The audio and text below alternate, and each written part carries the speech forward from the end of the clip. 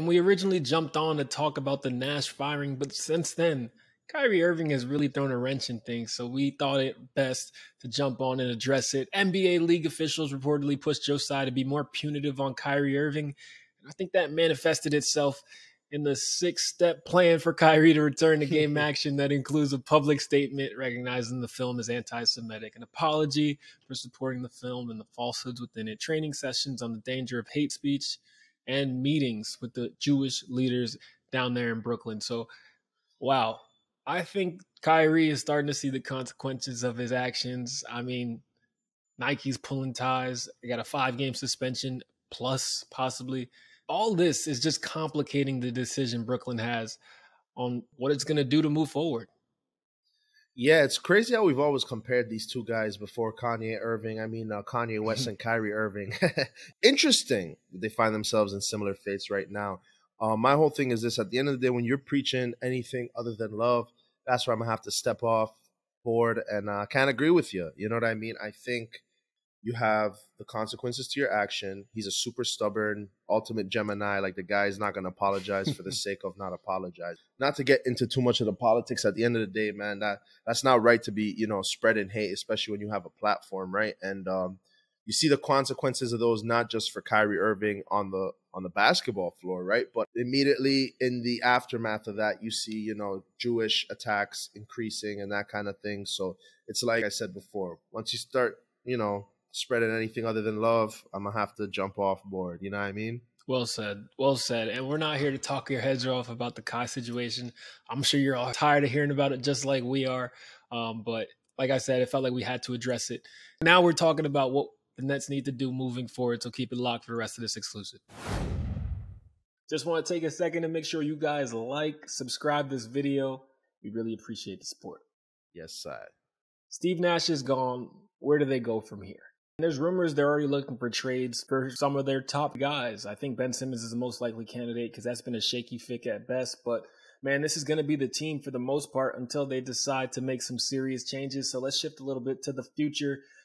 There is an option for them, right? That doesn't include Ime, maybe. That doesn't include just capitulating and giving KD and Kyrie what they want like they've done for the last 3 years.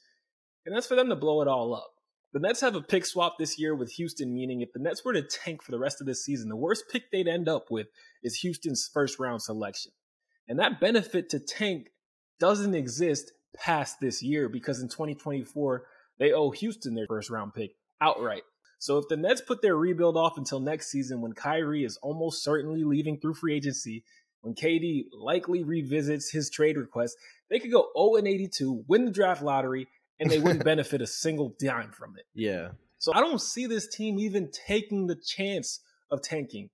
Hello, Ime. That's their last shot. Ime Udoka. Because if there's a guy, if you wanted to pick the head coach that could possibly make this team that hasn't functioned at a high clip since its inception work, it's going to be the guy that was in that bench, in that locker room, did coach Ben Simmons previously, is defensive minded, led his team in his first year as the helm to NBA Finals.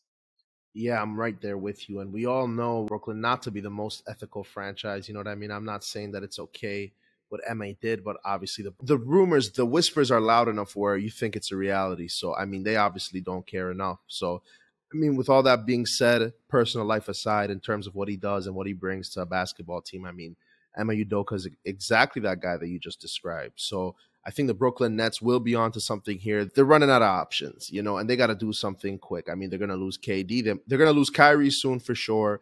They lose Kyrie. KD's gone. I mean, you're stuck with Ben Simmons, and Lord knows where that gets you. And like you mentioned, you got the trade swaps, traded away all your future pieces. So the Brooklyn Nets situation right now is dire. It is DEFCON 5.